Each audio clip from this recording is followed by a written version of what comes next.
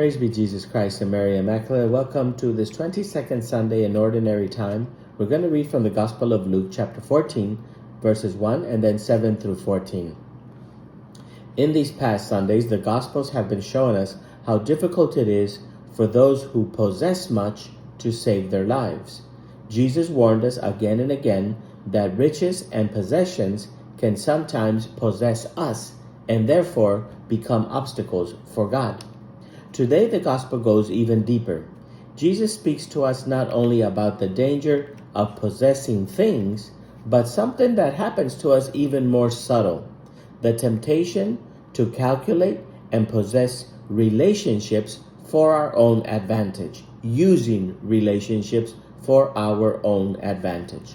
Not only do we try to own things, but we are also trying to own people, relationships, in order to feel secure and important and about ourselves, recognize about ourselves. The fathers of the church saw this clearly. St. Maximus the Confessor once said that after the fall of humanity no longer stood firm on the rock of faith, but as if over an abyss, a dark emptiness, sort of like a grave. From that abyss comes voices that frightens us, reminding us of our own fragility and mortality. And so instead of searching and standing on God, we often spend our lives trying to fill that abyss with the things that we possess, trying to fill that emptiness that we speak about. And at first we try to fill it with things, with what we possess. We accumulate, we don't share, we hold tightly, we consume. But the abyss is never filled. It's never enough. Then we turn to relationships. We seek attention for ourselves. We seek honor. We seek recognition. We want people to notice us. We want others to see us as important, as valuable. And we begin to promote ourselves so that others may notice us. But the gospel today points us in a different direction. Jesus recalls the words that we find in the book of Proverbs. Quote, "Do not put yourself forward in the king's presence. Is it better to be told, 'Come up here,' than to be put lower in the presence of the nobles?" In other words, do not exalt yourself. Do not grasp at recognition. Do not try to climb over others in order to be noticed. Why? Because the one who truly matters already knows us. He calls us to himself. God himself is the one who says, "Come up higher." We see this powerfully in the book of Revelation, chapter 11. Two witnesses are described who have lived faithfully in a holistic world. They did not exalt themselves, nor did they use the power that God had given them to defend themselves. Instead, they lived the paschal mystery of Christ faithfully even unto death. The world celebrated their downfall, mocking them as if their witness had been a failure. But then after 3 days, the Spirit of life entered them, and a mighty voice from the heaven proclaimed, "Come up here, come to me." They did not lift themselves up. As a matter of fact, they let everything go. It was God who lifted them up. And this is the promise given to us in today's gospel.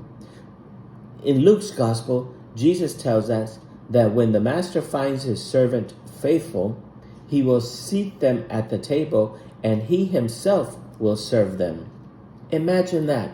The Son of God, the Lord of heaven and earth, becomes the servant of those who have been faithful in serving. This is why we do not need to promote ourselves. We do not need to climb over others to be noticed. We already have a God who knows us, who calls us, who invites us to the highest places of honor. What higher place can you look for than at the table where God is serving you? And this, my friends, is humility.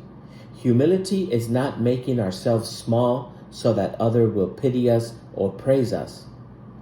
That's false humility. It is not false modesty.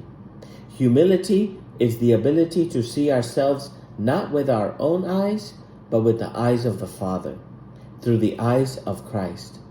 To see ourselves as Christ on the cross sees us, And Christ looks at us always with such love, a love that drove him to the cross for us. So what does humility mean in daily life? It means letting the gift that we have received flow through us unto others. It means not clinging to possessions or recognition, but passing on what God has already given to us. It means trusting that in the end, we will hear that same voice of God saying, "Come up higher. Come up here with me." Every Eucharist gives us a foretaste of this. At the altar, it is the Lord himself who serves. He feeds us his body and his blood. Here already we hear that invitation, "Come up higher, come here to me." My friends, we do not need to climb. We do not need to fight for attention. We do not need to put others in order to make ourselves look good. We don't need to go around being crazy, doing crazy things in order to be noticed or be known. We have a God who already knows us. We have a God who already loves us. And we have a God who calls us forward to himself. And when we live this reality with humility, we can be sure of hearing those words from the one who loves us at the end of our journey, who says, "Come up higher to me." God bless you.